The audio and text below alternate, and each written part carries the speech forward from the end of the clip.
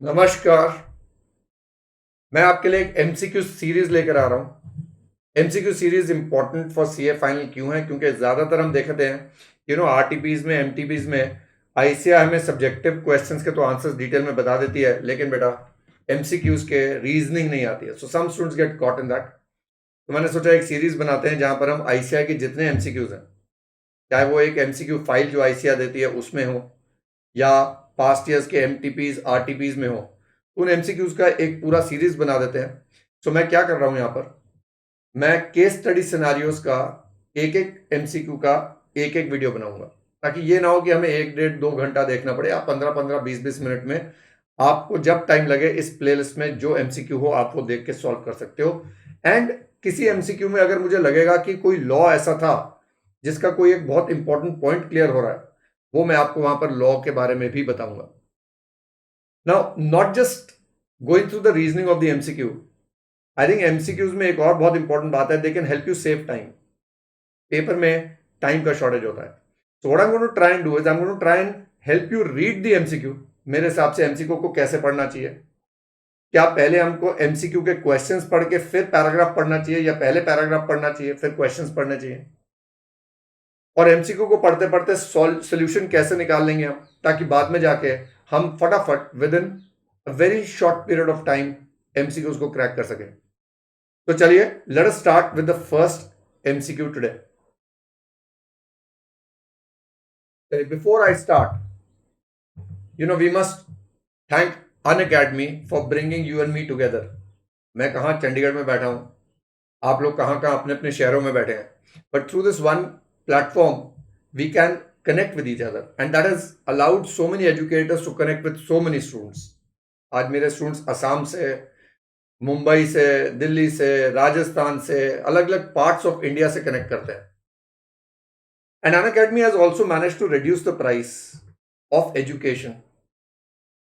But अभी थोड़ा सा एक प्राइस हाइक आने वाला है, so I just wanted to tell you कि आप प्राइस हाइक से पहले आप ये अनअकैडमी का सब्सक्रिप्शन ले सकते हैं। If you buy it today, this subscription will continue to be effective जब तक आपने लिया, 1 साल का लिया, 2 साल का लिया।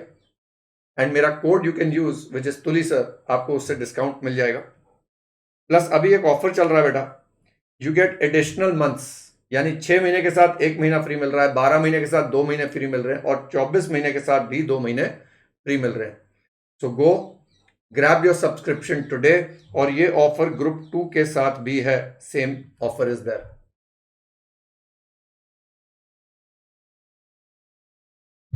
चलिए शुरू करते हैं with the first case study MCQ MTP May 22 का जो फर्स्ट वाला आपका पेपर है उसमें से ले रहा हूं मैं। Now before I start, I think what I would want my students to understand is कि बेटा आपके पास 10 नंबर के एमसीक्यू हैं, and we know that the paper carries 180 minutes and 100 marks, therefore 1.8 minutes per mark है। अब हमारे पास if I look at it, basically 18 minute है।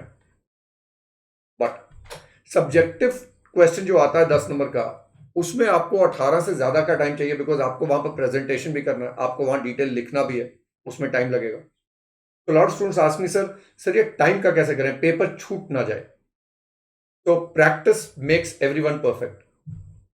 तो प्रैक्टिस कैसे करेंगे? घर बैठ के अगर आप एक 10 नंबर का पेपर का क्वेश्चन उठाओ और घर सामने एक स्टॉप वॉच रख लो और देखो कि क्या आप उसको 18 मिनट्स में कर पा रहे हैं with all the working notes, reading the question, writing the notes.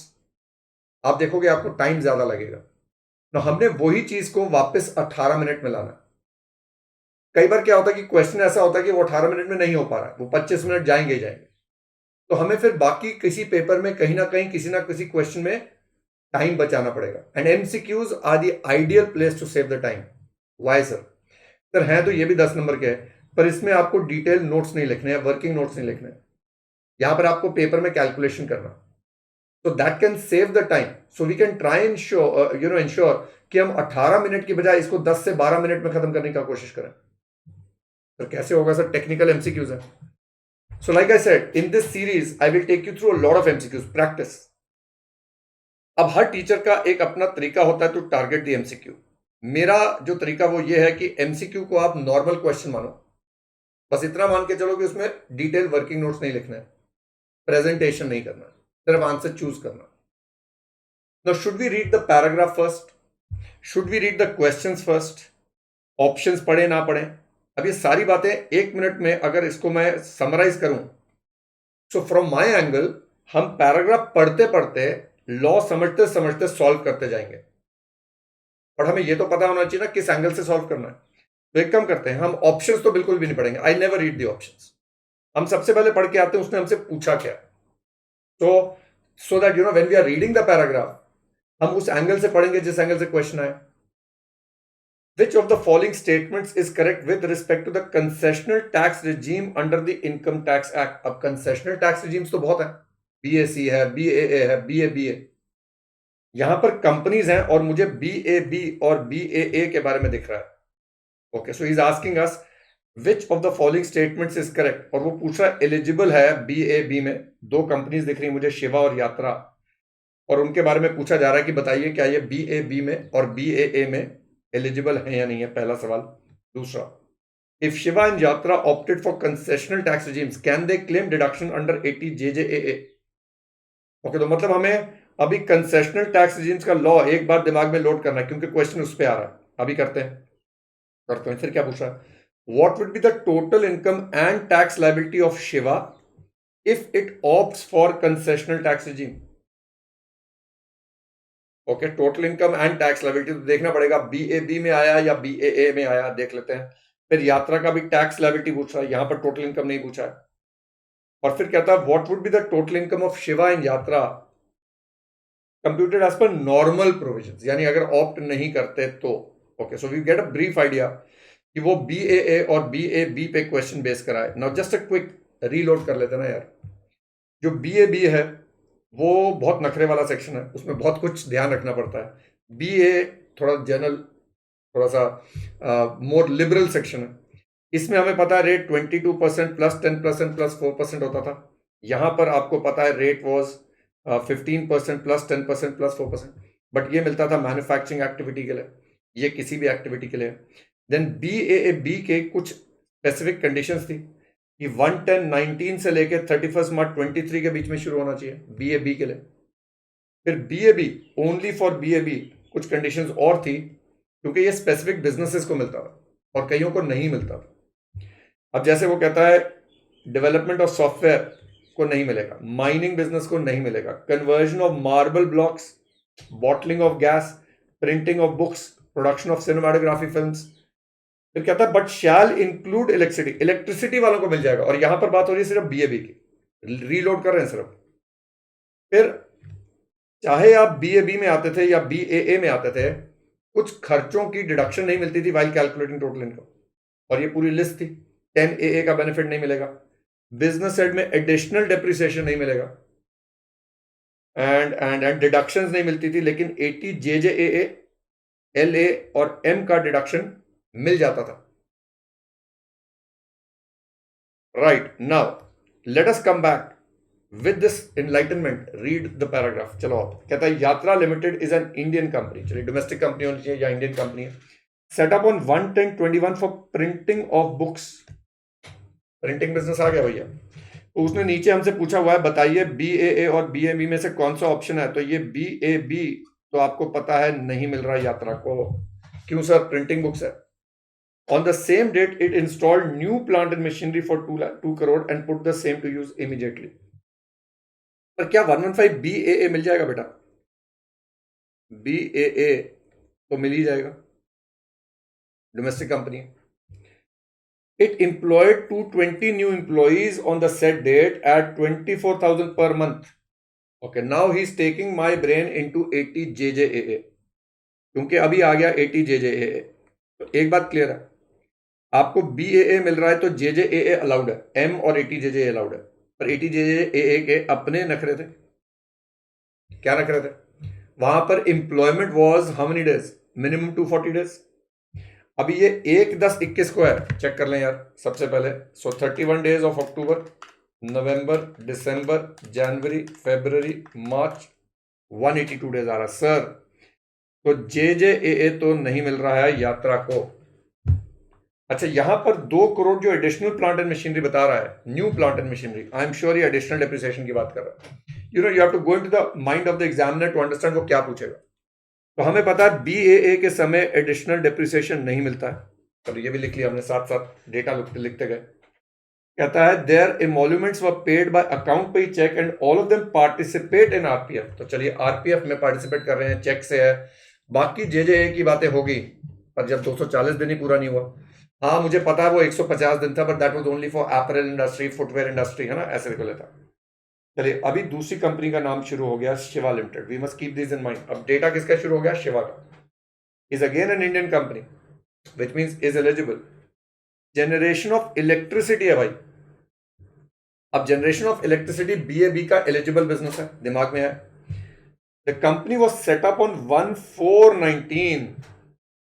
अब देखो छोटी सी बात है, वहां 11019 है, and if you forget the date this question goes.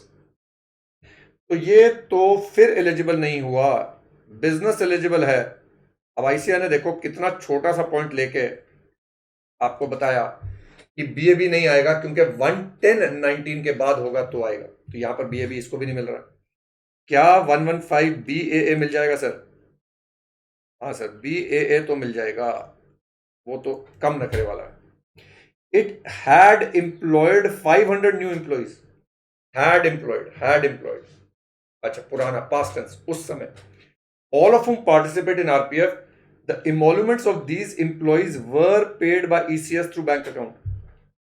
तो मैं क्या समझूं? पहले तो 17,000 है, 21,000 है, 120 एम्प्लॉइज है, 26,000 है। चलो जेजेए की बात हो रही है, 80 जेजेए। अब यहां पर एक 26 वाला नहीं मिलेगा, क्योंकि 25,000 से ज्यादा है। आई am sure you know this. पर पॉइंट है ये, इट हैड एम्प्लॉयड, मतलब क्या ये 2019-20 की बात कर रहा है? लग तो ऐसी रहा ना, तब बिजनेस शुरू करा था उसने। तो फिर सर इस साल क्या करना है? अरे जेजेए को 3 साल मिलता था, 1920, 2021 एंड 21-22। अब देखो सारा पॉइंट एक ही क्वेश्चन में। I am telling you some intelligent questions coming up. ये भी मिलेगा कितना पहले कैलकुलेट कर लेते हैं, क्योंकि पूछा तो वही होगा। 17,000 इंटू 12 इंटू कितने थे, 160 एम्प्लॉइज।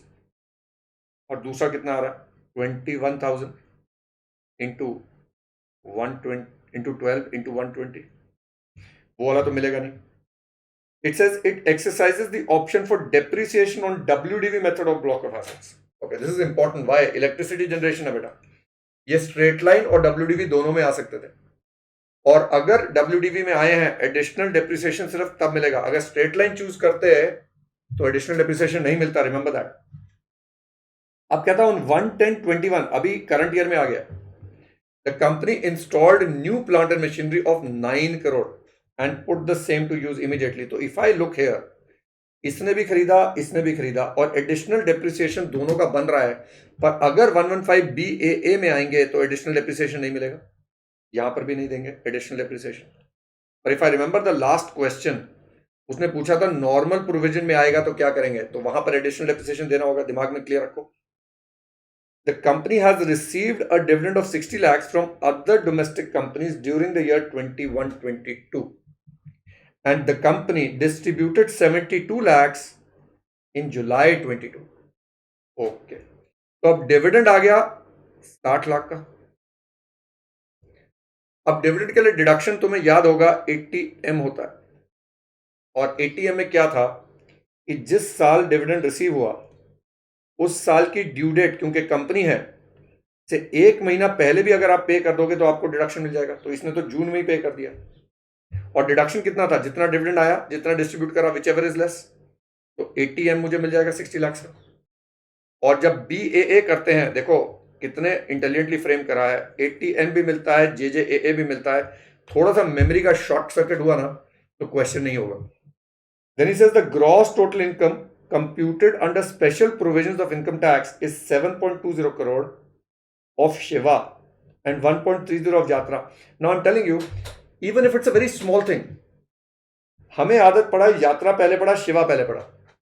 अगर जल्दी में पढ़ोगे, टेंशन में पढ़ोगे, तो पहली इनकम यात्रा की ले जाओगे, सेकंड इनकम शिवा की ले जाओगे। यहां पर पहली इनकम शिवा की दी है, दूसरी इनकम यात्रा की दी है। सो अब हमें यहां पर याद करना है शिवा का 7 करोड़ 20 लाख का इनकम दिया। ये किसका है? शिवा का है। और 1 करोड़ 30 लाख का किसका है? यात्रा का है। और बता रहा है ग्रॉस टोटल इनकम है। इसका मतलब क्या हुआ बेटा? इसमें से डिडक्शंस देना है। नो शिवा को एक 80 JJAA मिलेगा और एक 80M मिलेगा अगर ऑप्ट करता है कंसेशनल। 80M अपन ने निकाल लिया 60 लाख का। JJAA का कैलकुलेशन कर लेते हैं फटाफट। 17,000 इंटू 12 इंटू 160 कितना आ गया? This is 3 crore 26 lakh 40,000। ये आ गया। फिर 21,000 इंटू 12 इंटू 120। मेरे साथ साथ करो, देखते जाओ। 30240000 प्लस 3264 इंटू 30% कर देते हैं। तो 30% के बाद मेरे पास आ गया 18864,000। चलो माइनस करें। 7 माइनस 18864 माइनस 60 lakhs 47136000। चलिए हमारे पास एक तरीके से शिवा का टोटल इनकम आ गया। उसने टैक्स भी पूछा था इंटू 22% प्लस 10% प्लस 4%। तो 11863,188 आ रहा है। ये आ गया मेरा टैक्स। चलो यात्रा का भी निकाल लें। अब यात्रा के केस में उसने मुझे GTI दिया हुआ है। कितना दिया हुआ है? 1 करोड़ 30 लाख। क्या यात्रा को कोई डिडक्शन मिल रहा है? नहीं मिल रहा सर। तो 1 करोड़ 30 लाख इसकी टोटल इनकम आ जाएगी। और 1 करोड़ 30 लाख पे 22% प्लस 10% प्लस 4%, फटाफट 3271840। ये टैक्स आ गया मेरा। और कुछ है? और कुछ है? हाँ, नॉर्मल प्रोविजन में। अगर ये नॉर्मल प्रोविजन में जाते तो क्या फर्क होता बेटा? क्या फर्क होता? दिमाग लगाओ जरा। हाँ, जो हम ज्यादा पूरा इनकम दोबारा से निकाल सकते हैं, पर जो भी इनकम आया उसमें से मुझे सिर्फ क्या देना है? एडिशनल डेप्रिसिएशन देना। क्योंकि एडिशनल डेप्रिसिएशन मिलेगा। और इसका कितना आया था? 47136000। इसमें से भी एडिशनल डेप्रिसिएशन। शिवा का कितना था? शिवा का कितना? 9 करोड़ है। उसका 2 करोड़ है। अच्छा एक मिनट देख लें कब हुआ। 1/10/21 को है भाई। 4 अक्टूबर के बाद होता तो हाफ होता। यहां फुल रेट आ रहा है। इसका भी 1/10 है, इसका भी फुल रेट है। तो क्या करेंगे? 9 करोड़ इंटू 20% इंटू 20% 180। और उसका 2 करोड़। मुझे पता है कि उसको ओरली भी कर सकते हैं, पर चलो यार पेपर का सवाल है, कर लेते हैं ना डिटेल में, गड़बड़ ना हो कैलकुलेशन में। तो 90 लाख। और ये कितना आ गया? 47136 माइनस। और जीरो जरा ध्यान से करना वहां पर। 29136,000। चलो पहला ऑप्शन देखें। पहला ऑप्शन देखें। Which of the following statements is correct with the concessional tax regime under the Income Tax Act? कहता है both Shiva and Yatra are eligible to opt for BAB। गलत हो गया सर, दोनों का तो नॉट ऑप्ट है। Are not eligible to opt under BAB, ये सही है। अच्छा इसमें चूज द करेक्ट ऑप्शन नीचे आ रहा है। ओके, यहां पर 2 ऑप्शन दिए हैं। ठीक है ठीक है। Both Shiva and Yatra are eligible for BAA, ये भी सही है। Yatra is eligible to opt for BAB, गलत हो गया sir. Shiva and Yatra are not eligible to opt for concessional under BAA, गलत हो गया। सही जवाब क्या है? 2 और 3 मिल गया मुझे। B answer. चेक कर लेते हैं। 1 का आंसर इज बी। चलो आंसर हमारे पास आ गया। चलो वापस आए। Now we spent time reading the question, will we take lesser time solving the MCQs? Watch. If Shiva and Yatra have opted for concessional tax regimes, can they claim deduction under 80 JJAA? If yes, what would be the amount of deduction? अब अपने को पता है deduction हमने already निकाल ली हुई है। सिर्फ शिवा को मिल रही है 1886400, देखो 18866, एक यहां पर भी ये दिख रहा, एक यहां पर भी दिख रहा, दोनों पढ़ लेते हैं आप। Yes, both can claim deduction, ये तो गलत हो गया। शिवा को मिल रही है नो डिडक्शन टू यात्रा, मेरा आंसर आ गया सी। सी, सी, आर यू सीइंग? चलो आगे चलें। What would be the total income and tax liability of Shiva? हमने निकाला हुआ था। टोटल इनकम 4713 था, टैक्स 11863,188। अब देखो यहां पर 4713 दो बार आ रहा है, पर टैक्स ये वाला सही है, तो मेरा आंसर है D. Let's check D. Okay sir. What would be the tax liability of Yatra? Yatra का टैक्स लायबिलिटी क्या था? 3271,840, 3271,840, 3271,840। चलो, what would be the total income of Shiva and Yatra computed as per normal provisions? Total income पूछ रहा है और हमने निकाला हुआ है 2913 and 90 lakh, 2913 and 90 lakh, 2913 and 90 lakh. Now if you notice, you can look at the time calculated, मैंने explanation पे भी टाइम लगाया है। तो आप बोलोगे सर आपने करा है, जब हम करेंगे तो बेटा आप जब करोगे you have to follow the same sequence. What have I done? Calmly read करो, लॉ सोचो और उसको अप्लाई करो। You have to in the paper follow 4 things. Read slowly. हम लोग क्या करते हैं, तेज तेज करते हैं, फिर वापस जाते हैं पढ़ने, टेंशन में होते हैं, वहां पर सांस फूल रहा होता है, अरे टाइम निकल रहा है, क्या हो रहा है। कोई फर्क नहीं पड़ता बेटा। गाड़ी आप 200 की स्पीड पे चलाओ तो ब्रेक मारना पड़ता है, फिर तेज करोगे, फिर ब्रेक मारोगे। तो शुरू से ही कांस्टेंट स्पीड पे चलाओ, सांस लेते हुए। Read slowly, think clearly and stay calm. And we shall look forward to doing so many MCQs कि ये हम मास्टर कर लेंगे यार।